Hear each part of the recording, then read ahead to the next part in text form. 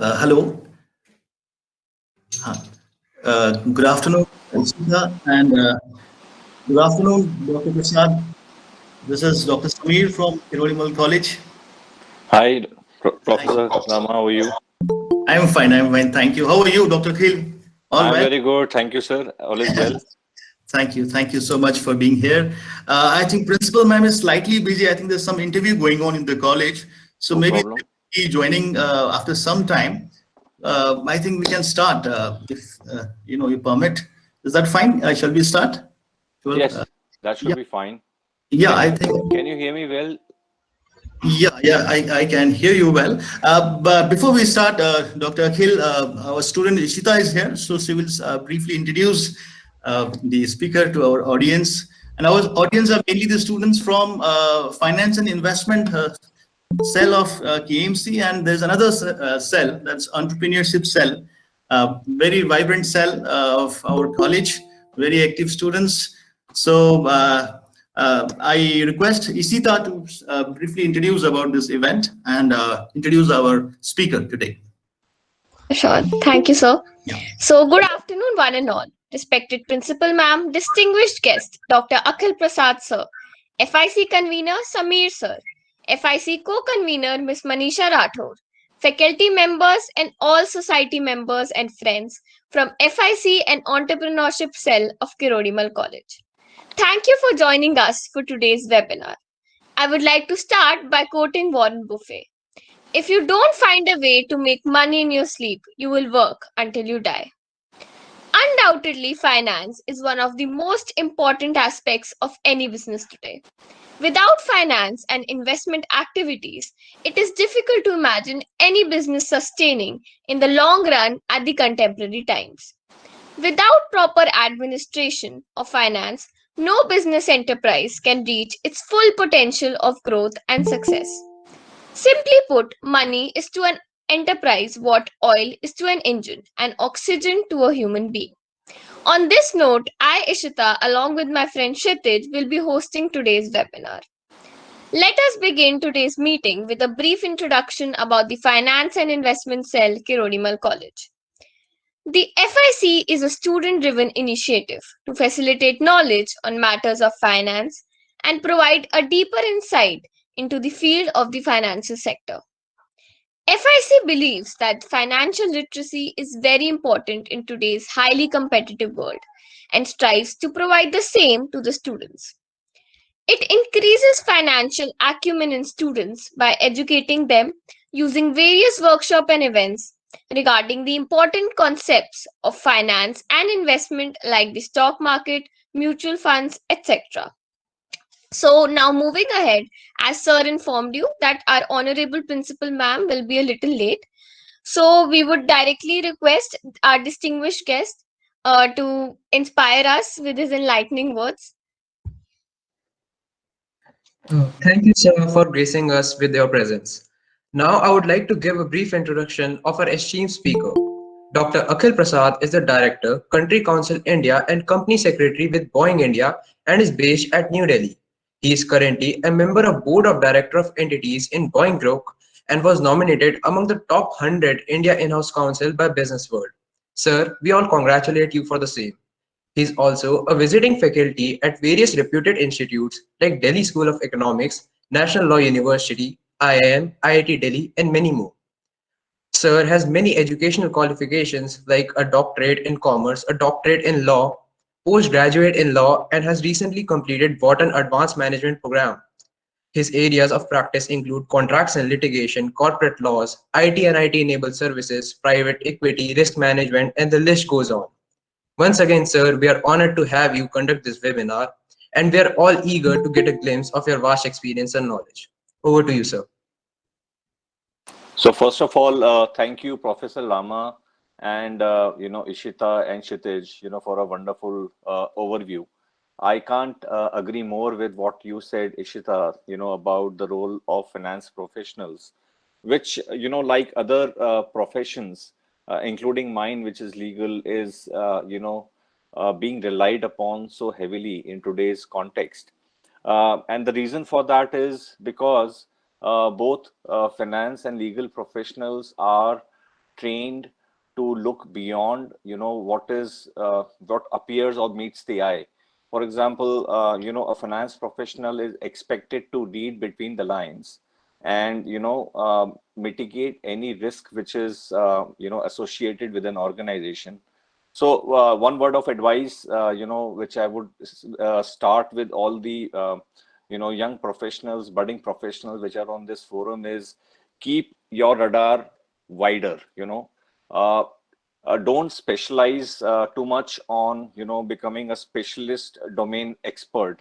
For example, some of you may think, let me become a merchant banker, or some of you may think, let me become a financial advisor for a specific industry like e-commerce. My advice to you is whatever you do in future, keep and maintain a broad canvas, because India is a most preferred destination for most of the corporations across the world.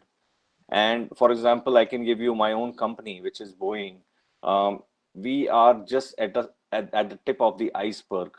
The opportunities in India are immense, and this will only throw up greater opportunities for all of you. And likewise, for example, companies like IKEA, which is the world's largest furniture store. They have just started operations in India. You must have heard about Tesla, that Tesla recently incorporated an entity in India. So just imagine the amount of transformation capabilities and opportunities that India possess. And it is for all of you, who are now entering a professional phase of professional growth. But one thing which I must tell you, that future is going to be more uncertain. The demands on the professionals would be higher and greater. Um, and expectations from all of you will be nothing less than excellence.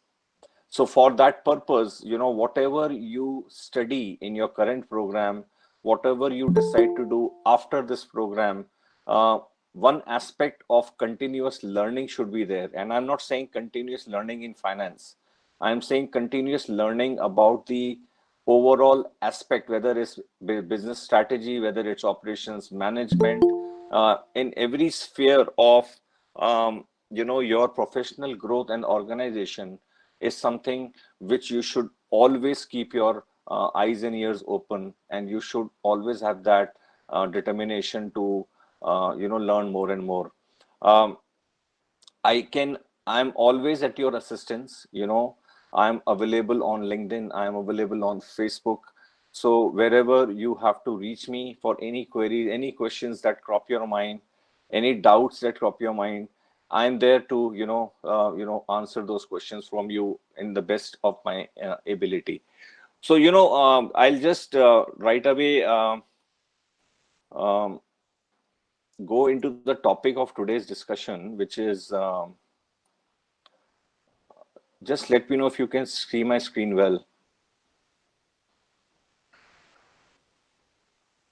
Yes, sir. Yes, sir, it's visible. It's visible. Okay, thank you. So the topic for today is, reforms in the aviation and defense sector. And India, as I said, is a great opportunity for bringing out those reforms in the aviation and defense domain. But before we delve into what are the opportunities in the aviation and defense sector, and what are the recent reforms which the government of India has unleashed, I would say, because this industry required a lot of um, initiatives by the government to throw it open, especially on the defense sector. But I would like to first walk you through on what is Boeing doing in India. So currently, on your screen, you can see the presence of Boeing across India. And we have about 3,500 direct employees, primarily in Bangalore, where we have our largest operations. We have a corporate office at Delhi, and then we have operations in Chennai. So primarily our own operations in these three cities, Delhi being the corporate office. So the distinction between Delhi office and Bangalore and Chennai office is that Bangalore and Chennai office, they are catering to the engineering, IT, and technology requirements, which means whatever development the Boeing company US has to do on their various, aeroplanes or defense platforms. A lot of engineering work for Boeing commercial planes and defense is being done in India. So Boeing, is synonymous with airplanes. And in India, Boeing has been selling planes ever since the first airline was set up, which was Tata Air. And Tata Air became the Air India, what we know today. So since 20s and 30s, 1920s and 30s, Boeing has been selling planes to all major airlines in India. And today, if we see, we have a total of about 173 planes, which have been sold or which are operating by the Indian operators. Bulk of which is our 737s. So when you fly from Delhi to Mumbai, typically a single aisle plane is what you see is a 737. That is about 60 to 70% of our revenue. And we also sell big planes like 747, which have recently been discontinued. But the flagship for inter-company travel, inter-country travel is now a new model of the plane, which we call as a 787 Dreamliner. So Dreamliner is what we are now. So 777 still is the largest fleet plane we have today after 747. But 787 is one of the most innovative and suited for trans-country travel. So that is what our commercial fleet is about. For defense, for Boeing defense, we have about, so when I came to Boeing about 8 years ago, I did not know much about that Boeing is also very dominant on the defense side. But I learned very quickly that 40% of the company's revenue comes from defense products. And India is one of the largest, importer for Boeing products worldwide. So that is why for Boeing, India is so very important that today, if we see, we have about 61 fighters, helicopters that we have sold to the Indian Ministry of Defense. And this number is multiplying. We are in the Aero India recently, which was held in Bangalore early February. We did showcase our F-18s and F-15s. F-18s for the Indian Navy and F-15 for the Indian Air Force. F-15, you will all recall with a movie called Top Gun. In Top Gun, the plane that was flown was our own Boeing. So F-18 is synonymous with Indian Navy or the naval forces across the world. On the Boeing services side, which we call as Boeing Global Services, we have clocked about 25,000 service hours for our naval fighters, which we call as a P-8I. And then we have a C-17 Globemaster, which you see is a heavy lifter. It can lift about 200 soldiers at one point of time. It is massive. It can also carry tanks. It can carry 2 tanks end on end in a single C-17 plane. And the biggest capability for this C-17 heavy lifter is it can land on a 120-meter runway.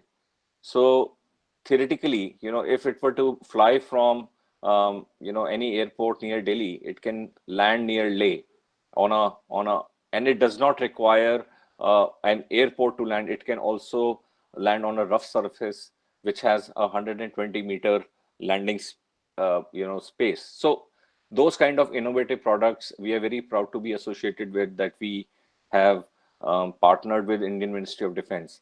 We also have a joint venture with Tata's, which is in Hyderabad, where we manufacture. So we sold these fighter helicopters by the name of Apache and Chinook. And you would have read that recently we had problems with China near Leh.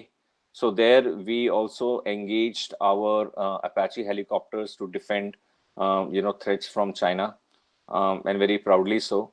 So Apache 25 helicopters we have sold, and Chinooks are also helicopters which are for sustainment. So 12 Chinooks, 25 Apache. And this number is rising because Indian Army also needs these kind of capability. So in this joint venture with Tata, we manufacture the aerostructure for our Apache helicopters. And this facility is the sole source for all Apache sales across the world. So if France wants to purchase Apache from Boeing, so the aerostructure of that Apache would be made in India. It's a very proud moment for us that now we are able to deliver one of the very important components of our Apache helicopters, and that aerostructure, the entire aerostructure, is being made in India. So one of the very proud moments for us. We have so Boeing company. So the Indian aerospace industry and defense industry is picking up pace in terms of the qualitative, supply chain that we have in India. So the Boeing company globally sources about 1 billion worth of goods and services from India, which includes parts and components, which includes IT services, software. So we have touched about 1 billion worth of purchase from India, and we have about 200 suppliers. And the target is that this 1 billion should multiply in next 5 years. So this sourcing is going to grow from India. Um, we have also been, very proud that we have partnered with the Karnataka government, and near the Bangalore International Airport, we acquired 43 acres of land where we are coming up with our own um, center, the technology center, which theoretically it is very near to the airport, and we have also constructed access to the airport. So it may happen in future that if a plane has to be serviced in India, because currently a lot of repair services are being done in um, Singapore or in Dubai, but we want to develop MRO facilities in India. So we want to partner with Government of India. So one of the things that we are trying to do is develop our engineering center near the Bangalore International Airport and also have a MRO facility. So a defense plane could land at the Bangalore International Airport and then come to the service center at the technical center, Boeing Technical Center for service. So it is going to be one of the state of the art facility, one of the latest outside of US anywhere in the world. So one of the major achievements that we would like to achieve by 2023, that we will develop this facility. The work is going on full speed, and we are very proud of this project. Then there is a lot of innovation which happens because, as I said, Boeing in India, we have 95% of our employees are engineers, and they do a lot of high-tech research for which we have been able to obtain a lot of patents.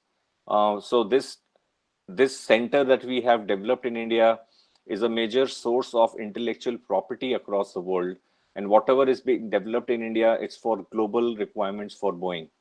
So, very proud to say that the Indian engineers, do a world-class job, and a world-class facility delivers world-class ideas in terms of patents, research and development, partnership with universities. So we have partnered with all leading technology universities in India, whether it's Indian Institute of Science, whether it's ISRO, whether it's IITs. So we do a lot of joint research and development with the leading technology universities in India, so that innovation factor is up and bright. And why innovation is important for any industry is because Boeing, remember, is a 100-year-old organization, but that does not mean that a 100-year-old organization should stop innovating.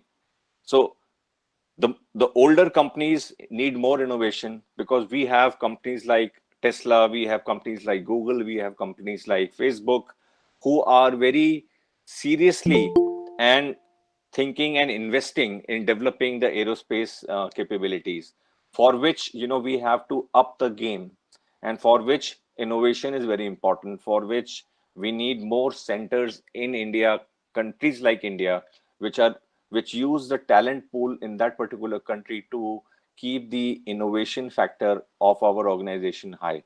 So that is where India fits in uh, the grand vision of Boeing, which is to develop innovation and keep that innovation factor high.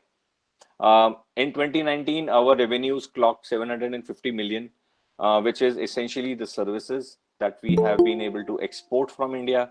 But this number is going to rapidly increase.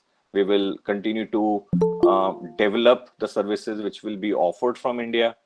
And then, Boeing has a lot of focus on skilling and development. So we have partnered with Air India, we have a skilling center in Mumbai, in the Air India office, which is in near Bandra, Santa Cruz, and which is now operational. It provides skilling capabilities to aircraft maintenance engineers, and that we have about 20 to 30 students every year whom we train, upskill, and then make them ready for the future requirements of the aviation and technology. Um Another snapshot of what, so Boeing planes, the beautiful 787 tail that you see on this screen. So this slide tells you about what are our platforms in India. So Boeing commercial or Boeing planes, the carrier business is what we call as Boeing commercial airplanes, BCA. And in India we have been able to sell all our products.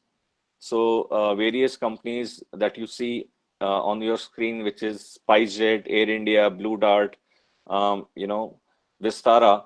So we have been able to sell them different profiles of our commercial planes, whether it's a 737, whether it's a 747, whether it's a 757. So 757 is used by Blue Dart, and Air India uses 777, also 737, and Vistara uses a 787. So this talks about the strong uh, confidence that the major carriers have on our products. You would also recall that there has been late last year or year before that, two fatal crashes, unfortunately, which killed about over 300 passengers. So which did result into a disruption on Boeing's ability to sell 737. But we have overcome that problem.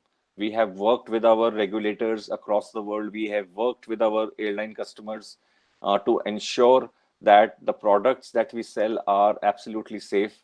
And those unfortunate incidents which happened with these two airlines, our Lion Air and Ethiopian Airline, is not repeated. So air travel remains to be one of the safest most mode of transportation across the world. For Boeing Defense, as I said, 40% revenue comes from Boeing Defense, sale of Boeing Defense products across the world. And these pictures gives you a little indication about what I was talking about on my earlier slide. What are the products that we sell in India? So the first five that you see on this slide, which is C-17, P-8, Head of State, Chinook, and Apache, are the products which we have already sold to the Ministry of Defense. So Globemasters, we have sold 11 Globemasters to Indian Air Force, and these are the big, in most of the American movies, you will see this Globemaster, which is also in movies like Top Gun, where the US Army is a very strong buyer of these products. P-8 is used for naval, Indian Navy. This is a derivative of a 77 plane, but this has a capability to carry arms and ammunitions. In the last year's finance budget, there was a provision to purchase two head of state planes like the Air Force One. So India will have its own India Air Force One. And these planes will be used by the Prime Minister and the President of India. So now they have purchased two brand new head of state planes, the Air India One, which we are very proud to have delivered successfully. And then these two helicopters that I was talking about were used at near the Leh when there was conflict with China, and this demonstrated India's capability that it has helicopters which can defend any attack at 20,000 or 25,000 feet level. So that is the capability of these helicopters.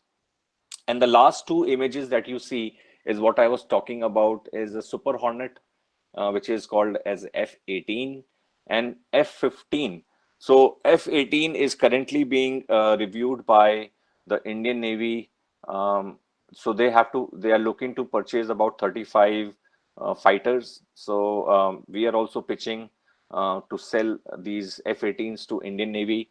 And Indian Air Force has a requirement of about 114 fighters, wherein we are also pitching with our F-15 as a part of, the proposal for Indian Air Force to purchase. So if you see the entire, landscape for defense, Boeing is very proud to be associated with the Indian Ministry of Defense. And we are really thankful to the Indian Ministry of Defense and the government of India that they have given Boeing, the opportunity to showcase its capability for defense in India. So this is a picture. I would like to talk first on the opportunities on the defense side. And this is what you see is the two products, the C-17 heavy lifter. So if you see that what I was talking about, a tank, it is coming out of the plane, which is usually used to take these tanks at a higher altitude. And that is where these C-17s are very, very effective. So the first slide on the defense opportunity is the question that usually crops in our mind is which countries are the biggest spenders. So the 2019 statistics show that United States and China are the top two. And you will be surprised to see that India is number three on this slide. We are ahead of Russia, we are ahead of Germany.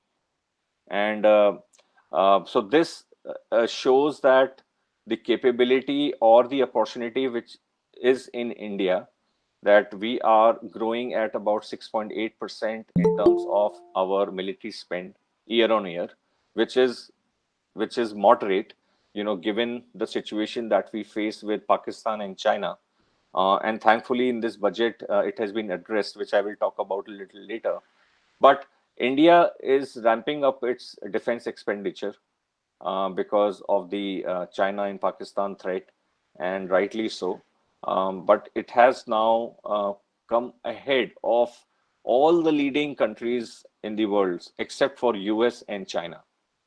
So that is why the opportunity for defense is so huge in India. And then the shopping list, if you see what is it that India will procure, India will spend about 2.4 lakh crores, in next few years to acquire, fighters like the Rafale, submarines, helicopters, tanks, and then the transportation planes, for which the Prime Minister of India also acknowledges the fact that India has been one of the largest importer across the world, which has to change in future. So there has been a very diligent shift in terms of how the government of India is looking at the procurement by the government of India, and they are now insisting that a lot of things will have to be locally developed. So the Prime Minister very clearly says that it is not going to be like it was earlier, that whatever you need on defense will be imported. He says that a lot of things will need to be locally manufactured, for which companies like Tata, Mahindra & Mahindra, L&T, Godrej, Reliance, Bharat Forge are being looked upon, to step up the game, to step up, development of technology, import of technology, so that this procurement model is enhanced. So this is a slide which shows what has been the procurement model so far. So 60% imports were done from foreign sources, 40% were procured from local sources, and we were just allocating about 31% of the defense budget on capital acquisition, which means that 70% of our budget was only being utilized for payment of wages, to our armed forces, but only 30% was being used for the capital acquisition. So this 30% was not sufficient, to withstand the pressure that China and Pakistan created on India. And that is what has been now rectified in the current year's budget, which I will talk a little later. But the numbers that you see, you're all finance, students, is 60% of the funds were being used for imports. Out of this 30% of capital acquisition, and 40% only was being used for indigenous sources.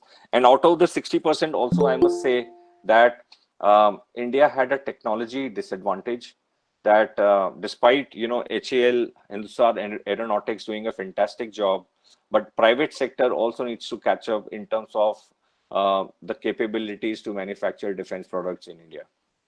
So what is the plan that Government of India thinks, that how will we achieve this?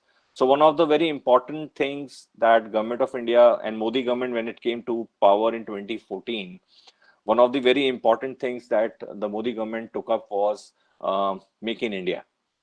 So their focus was that we have to increase manufacturing in India, and manufacturing in India will not be successful unless we develop the defense capability manufacturing in India.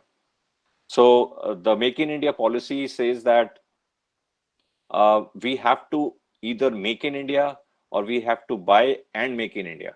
So the Modi government says that our companies in India should now develop either through transfer of technology or through whatever means, but they have to ensure that the Make in India dream is realized.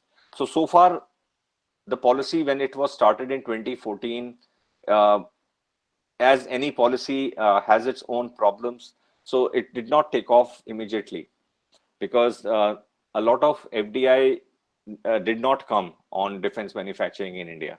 So the reason for that was that 49% only as FDI was allowed. I will talk about it a little later.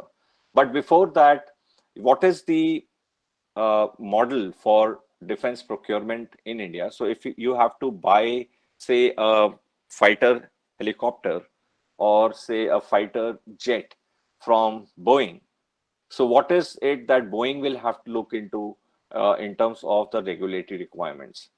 So one of the very important regulatory requirement is that whatever capital acquisition Government of India will do, it will do under a DPP, which is known as the Defense Procurement Procedure, which has now been renamed as Defense Acquisition Procedure 2020. So the first policy, which came was in 2006, and after every 2 years or 3 years, the policy on defense procurement got revised, and current version that we have today is the DAP 2020. The second thing is that if Government of India purchases any defense product from a foreign supplier, there is an offset requirement. An offset requirement is if Government of India purchases $1 worth of capital goods, Boeing company will have to do a 30% of that 30 cents worth of procurement of those of goods and services from India. So Government of India grants the market access, purchases fighters from Boeing from US. Boeing will have to then purchase 30% from India, whether it's software, whether it's parts and components. So the idea is that it gives a lot of opportunity for Indian manufacturers or Indian service providers. So that is what the offset policy means. Industrial licensing policy requires that if I have to manufacture a product, a defense product, I need to have an industrial license from DIPP. And that is so that government keeps a control of what is being manufactured. Foreign direct investment was restricted up to 49%, but last year it has now been relaxed to 74%. So that is where I say it will attract a lot of foreign direct investment, because now under some segments of procurement, we can have companies which can have foreign direct investment up to 74%. So this is the regulatory landscape. But coming back to what I started with, the Make in India. So last year, Government of India in May 2020 announced that a policy called Atmanirbhar Bharat. And Atmanirbhar Bharat is a bigger canvas. And under that Atmanirbhar Bharat canvas, you know, the defense equipment or products have been identified, 101 items have been identified, which the government of India says that we will not import. So how will we reduce the 60% import component? So this is one of the areas where government thinks that Atmanirbhar Bharat, by restricting manufacture of these or import of these 101 items, uh, producing them locally in India will give a lot of focus to the development of the Indian defense industry. And if you see on your screen, it is a wide basket of what is intended to be manufactured in India, whether it's artillery guns, missile destroyers, ship fire cruise missiles, light combat aircrafts, light transport aircraft, communication satellites, trainer aircraft, multi-barrel rocket launchers, and radars, assault rifles. So it's a big decision. I would say it's a big decision, and government is now encouraging private sector that private sector should jump into this opportunity, because the value of this opportunity is 4 lakh crores, and government will place an order of about 4 lakh crores in about next 6 to 7 years, and this only to Indian companies. So imagine, this kind of a purchase of these products for Indian companies. Just imagine the opportunity. So just think yourself as a finance professional coming out of your college with a degree in finance, and be able to work with these companies with whom government will tie up to procure these products and services. So that is why I say that this sector is coming up with huge potential and huge capabilities for every professional in this country, that we will get a lot of opportunity in future. In terms of foreign direct investment, as I said that it was earlier restricted to 49%. Initially, it was 26%, then it was increased to 49%. Now it stands at 74%. So 74% FDI means that if Government of India, say, wants to purchase, say, F-15, F-15, F-18 that we saw on our previous slides. So let's assume an example that government wants to now procure 114 fighter jets, F-15s, for the Indian Air Force. So what is the model? The model is what we call under the DPP as Buy Global Manufacturing in India, which means government will say, Boeing, I want to purchase 114 planes. 15% I will buy from you. 15% I will buy from you, but 85% you will manufacture in India, for which I allow that Boeing can have a separate company in which Boeing can hold 74%, and 26% it has to be held by an Indian promoter. So just imagine a situation which was 2 years or 3 years ago, 26% versus 74%. So government is now trying to sweeten the deal and try to attract manufacturers of 4 categories, which is tanks, submarines, fighter helicopters, and fighters. So 4 categories is where this 74% FDI limit has been enhanced, and it has to be a state-of-the-art technology, modern technology, state-of-the-art technology. FIPB has been abolished, and the Ministry of Defense is the regulating agency along with Ministry of Home Affairs. So there is a lot of simplification in terms of FDI which is going on within the government circles. So what does defense procurement procedure entail? So there are various categories of, so as a finance student, you should perhaps definitely have a look into this DPP 2020 or defense acquisition procedure, wherein you should understand that what is the mechanism of the government and what is the priority. So if you see the priority, which is the last bullet on this slide, it says that the first priority will be given. So if Government of India has to purchase anything for defense product, it will give preference to an Indian manufacturer. An Indian manufacturer which has a local technology. So IDDM means somebody who has developed a local technology. So that category will be given a preference. Then it will go to other supplier, which is an Indian manufacturer, but may not have a technology, but may have a tie-up for technology with a company like Boeing. And then it will be a buy and make. Then it will be a buy and make strategic partnership. Then it will be a buy global manufacturer in India, and then it will be buy global. So just look at the shift that from F, which was at the top when we were importing everything, the focus of the government has completely been reversed. So now they will give preference only to an Indian supplier. And if the Indian supplier do not have that capability, then